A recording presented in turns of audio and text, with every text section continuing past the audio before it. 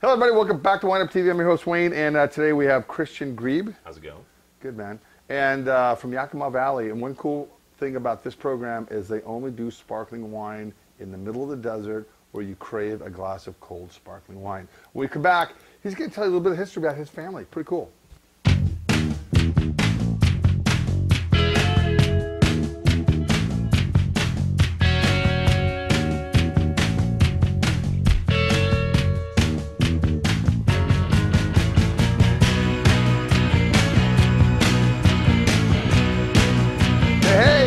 What this is, show 100, 100.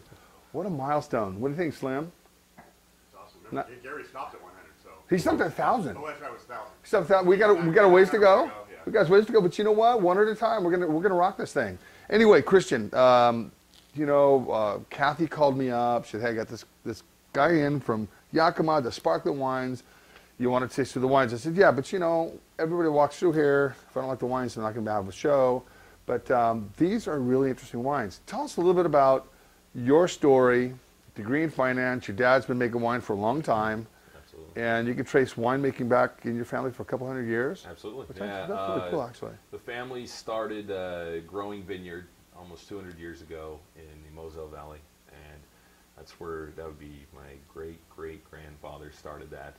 Then my great-grandfather continued the vineyard and also had a heavy hand. Obviously, the war came in Germany, 2 wars in between then, so there was a little bit of a breakup of production and wine in general in Germany. And then my grandfather was a viticulturist for Bayer Pharmaceuticals. The Americans know that they are very active in researching wine and grapes. Did not know that. So that is something that he did for 30 years, and then my dad always wanted to do something like what he did. So he went to trade school, wine school in Trier, and Trier is located right in the heart of the Moselle Valley. It's the oldest city in Germany. He got his degree in winemaking and sparkling winemaking. I was going to ask you, why the sparkling winemaking angle? Absolutely. This is his passion, and lucky for us, there's a huge gap in Northwest Bubbly in general. Either when it's made, it's not made to people's tastes, or nobody's really put the concentration and know-how behind this. One being it's very expensive, so very little people do it. Because, think of it this way, I take $100 from you and you don't see it for almost 2 years. Because this wine goes... You ain't going to get no $100 from me right now. No, well... Guy's already trying to hit me up for cash. One of my kids over here, right? Dad, you got $100? Right? Yeah, absolutely. Well, if you've got $100. Yeah, right? Exactly. So, this stuff sits for a couple years, cooks in the bottle. We get the secondary fermentation known as méthode champenoise. And there is an expense to that. When you make a Riesling or a Gewürztraminer, still wine, you can go from grape to bottle within 90 to 120 days. Absolutely. There's not much time involved, but when you start doing the sparkling, there is a lot of time and a lot of cost up front, because now you got to store multiple vintages as the other ones are actually waiting to be bottled or still fermenting and such. Very interesting thing. And it is kind of cool. Yakima Valley, you guys, it's in the Columbia Valley AVA, so it's huge. Like 11.5 million acres comprises the Columbia Valley. And then Yakima, I think it's a pretty good spot. Getting back to sparkling wine, here in the Willamette Valley, we have Argyle, and I think their late disgorged stuff is just by far their best product, but it's 10 years. Mm-hmm. There's a cost of doing business when it's a 10-year, and they charge $50 a bottle, which, at the end of the day, I think it's worth every penny. Yeah, but I could also make the argument that value bubbly will edge it out. I've got a brut that scored 91 points. That same late disgorge that you're talking about scored the same score. But how late is it when you say that? Well, 4 years, 5 years? 2 years. 2 years? Yeah, but see, what makes, we're not talking about Argo, but what makes them is they're 10 years. Right, right. I'm just saying, that you're not drinking, every night. You're not drinking, late disgorged sparkling wine. Every night you want to have something that you can drink that's getting the same scores, so you can feel like you're living that, but your pocketbook really is helped. And sparkling wine is such a misunderstood thing in America. We only drink it on New Year's, 4th of July, Christmas, Thanksgiving. It's a good everyday beverage. Not a lot of people find this as their everyday go-to wine. Now, my only complaint with Christian's wine here is this is a rosé, and look at guys, it is freaking beautiful, the color of this, except it's not in a clear bottle, but he's changing that up. Yeah, that's right. In the fall here, we're going to get an order of clear glass in. So Glass comes from Germany. the glass comes from Germany. We're using what I don't want to call it eco glass because I'm not using that as a marketing thing, but they recycle, Thank you. They recycle a high percentage of their glass in Germany, and these are 250 grams lighter. So when I ship it to you, I am saving a lot on fuel and cost and energy, and you're back when you pick up the case of He wine. sounds like an Oregonian now, doesn't he? Well, I am from Washington, so it's Well, not that's like, not Oregon, man. I mean, I hear this stuff every day. All right, so it's not hipster. tell us a little bit about the blend in this rosé. Yeah, so this is like a traditional French press blend. You'll get Viognier and Syrah. It's something that you find very common in France. It's not a ton of Viognier. It's usually 5 to 10% of the press. We went a little bigger. We did Chardonnay on this rosé. So it's 70% Syrah and 30% Chardonnay. So Very nice nose. Yeah, so what that means is we get all those great things we expect out of rosé, but sometimes rosés are very bitey, and the Chardonnay is just a nice little bit of a blend in there to round out that mouth. I'll give you kudos. This isn't a bone dry wine. This is a little bit of sweetness, not a lot. What's the RS on this, maybe? Yeah, it's between 2.5. Okay, which means it's not going to really be sweet, but it's not going to have that pucker dryness of the acid, but it's got a really nice lengthy finish on it. And it's amazing, I always tell people you drink dry or sweet. And more often than not, I get the answer dry. But when I pour someone something that's what would be considered off dry, like this, they actually like this better than something that's like a zero dosage wine or zero sugar. And I say, so you do like sugar, just not in the way you think you like sugar. You might not like late harvest, but you do like something that rounds out the mouth a little Sure, no, this and the color on it, lovely color, great aromatics. It tastes like take a bunch of raspberries and cherries and strawberries, kind of squish them up and just kind of threw it in a glass. Absolutely. Great nose on that. Fresh fruit. It's like going down to the local market and picking out your fruit for the evening, right? All right in a glass. That's right here. So retail on this about 17, 18 bucks. $17.99, yeah. All right, 17, 18 bucks.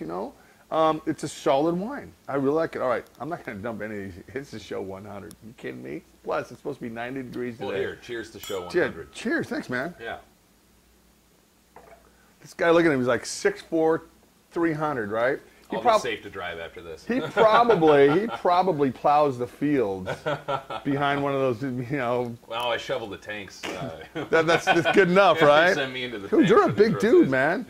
Yeah. I'm getting bigger every day, but not in the way I want. All right, let's go on round two. Now, notice none of these are vintage dated. They're all vintage, but we've left it open strictly for our usage. Sure. So, in that essence, this is a 2010. Okay. So it's a year and a half. We're in 2012 right now, midway through 2012. Sure. Year and a half on the yeast. So. But you could mix vintages if you wanted to. I could, and we are releasing some vintage items. Yeah. Those will be coming up, but as you can imagine, we just talked about Argyle, and they have 10 years on the yeast. It takes some time to get some vintage items. Absolutely. Produced. So absolutely. And whenever you start a label, and what I like about you is your dad is the winemaker. Mm-hmm. So you're the ones out pimping his wines. Absolutely. And you have to do that. Yeah, he I work a lot with him on the, in the long run. Let's just, picture this, it's a family business. There's got to be the heir to the throne, so to speak. I got a throne. Yeah. There's heir to your throne. Heir to my throne. Yeah. You've always got to have that person backing it up. So. Here. I'm just actually, it's show 100. Why don't you just sit in the, This in is the throne. show 100. You know what? I'm going to sit in my throne. I think Slim can get me in there. Slim? Am I still in there? Yeah, we got it. Kind of? All right. Now, better. I'm an heir to somebody's throne. There we go. Somebody's got to do this. Yeah, absolutely. All right. You should be comfortable. Dude, I love cheers this. again, so. Shit, man, you know what? Every king has his castle. I don't see nobody giving me any hassle, so there we go. All right, so let's talk about this. Riesling, Gewürztraminer, Pinot Gris, Yakima Valley. one would think, how can you grow these kind of grapes up there where it's extremely warm at times? Not all the time, but at times. We pick colder sites in general anyway to grow this. So we're actively thinking about the wine, and you have to take care of it in the vineyard. You have to know what's going on. You can't be letting the grapes sit out there and go to mush. You can't be expecting 28 bricks on some of this stuff and over alcohol, astringent flavors. You got to be thinking about that bitey acidity. The nice thing about sparkling wine, you pick early. You're picking 18 to 20 bricks. Absolutely. So we are getting a lot of that nice acidity still just by picking early. We're not letting it mature. What I like about that is you don't see too many. I don't see any sparkling wines made out of like Pinot Gris or Riesling or Gewürztraminer. And I always tell people, Champagne is boxed in. That they have 3 grape varietals that they use, and the only reason they use that is because that's the only 3 that they grow. Yeah. And it became law, when there was the riots, the Champagne riots in the early. I wish I was around for those things. I would have kicked some ass. I mean, that would have been an interesting experience to be around. Yeah, I mean, bottles would have been flowing. Absolutely, flames, absolutely. So you can imagine a lot of these rules that came about back then kind of dictated what could be made. You go around the rest of the world, that's not the case. What's made in sparkling wine. So I don't see why in the U.S. we can't be doing something separate. Putting our own identity on bubbly. Again, like Australia does some Shiraz we bubbly. actually make a sparkling Shiraz too. Which I love. That's off of the Aussie endeavor of saying, whatever, let's make it out of our own grape. That we G'day, use. mate. Yeah. The dingo ate my baby. Absolutely. After all that wine, that dingo should eat your baby. We never know what dingoes do. No, I don't. Yeah. Crazy animals. They are crazy, aren't they? All right. So this Riesling, for example, this is typically called Sekt in Germany. And what throws people off on this is you have your typical Riesling fruits, you have your nice acidity and rounded palate. Kind of the third thing in here is a yeast component that kind of tosses some people for a loop, but that's what I like about this, is it's completely different than what you'd expect. And I would just challenge people, try this one and go try some Sekt from Germany. Did you hear that? He's challenging people. Yeah, well, you should do it. Step up. You should do Challenge it. them. Break out of the box with bubbly. Absolutely. Enjoy it. It's something to be enjoyed.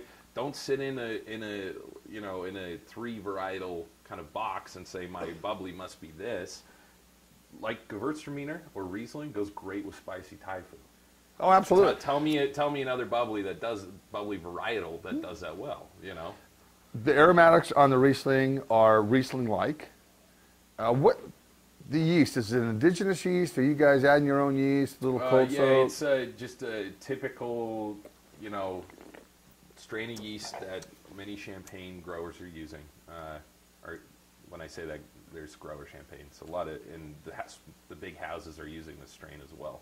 It's just your common strain of yeast that can deal with high alcohols when you're fermenting in the bottle and kind of high CO2 environments. So yeasts are touchy little things, and you can't just be throwing wild yeast in Méthode Champenois. There is a called Méthode Ancestrale, which is the old way of doing it, where you would ferment in the tank, and then you'd let your natural cooling take over. You can only really do this in cool climate environments. So it's something you could do in Oregon, where you don't ferment all the way dry. You kind of, the tank, winter comes and there's some residual, and so then you bottle it up, and during the spring it just re-ferments again, and so you get a fizz. It's not a real bubble. So the nice thing about this is we're doing a full-on fermentation with a strain of yeast that can handle it, so you're getting a finished product. The last 2 wines, not to cut you off there, you're getting Absolutely, you're go. getting a little lengthy over there. I have to. I'm excited about this stuff, so it's I share good stuff. it with people. Last 2 wines, demi-sec. So a little bit of residual sugar. They'll pair up really well, like you said, with Asian food, with something a little spicy. This is just a great sitting around the pool or the lake or camping sipper.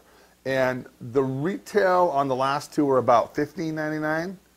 Yeah, $16.99 for each of these. Okay. Well, it depends where you find it.